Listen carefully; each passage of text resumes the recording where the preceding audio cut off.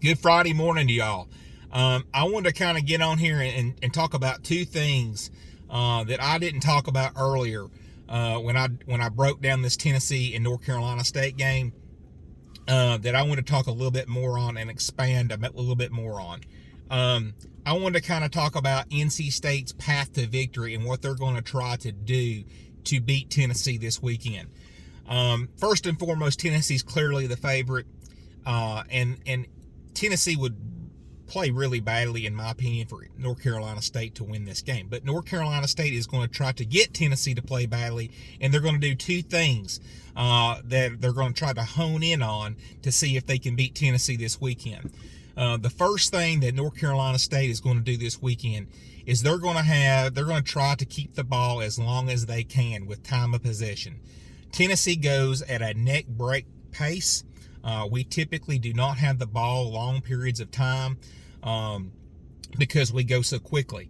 Now, Heupel sometimes can slow games down, kind of like what he did against UT Chattanooga when the game was over. He just kind of wants to go slower. But typically we go fast, and we don't have the ball very long. So North Carolina State wants to slow the game down. Last year, they were 8th in the country in time of possession.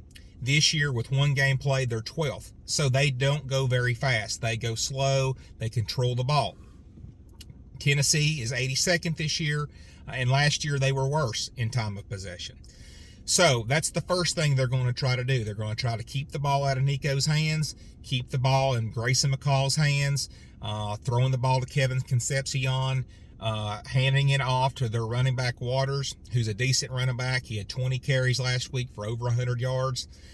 That's the first thing they're going to try to do. Second thing they're going to try to do is they're going to try to make Nico very uncomfortable. Okay, Nico has not been blitzed a lot so far in his short career at Tennessee. Iowa really didn't blitz him a lot. UT Chattanooga didn't either. So they're going to try to blitz him a lot, and they're going to try to change up the coverages to get him confused. The other thing about the coverage and them making Nico's life more uncomfortable is NC State last year ran cover zero 13% of the time in their coverages. That's a very high percentage.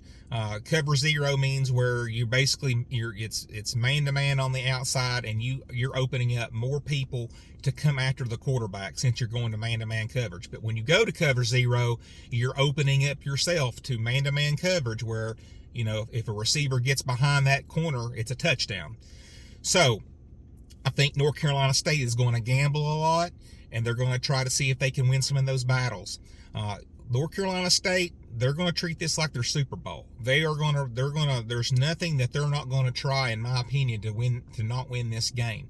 So Tennessee better buckle up, and they better take NC State very seriously, because NC State is going to throw the whole book at Tennessee to see if they can get an upset this week in Charlotte.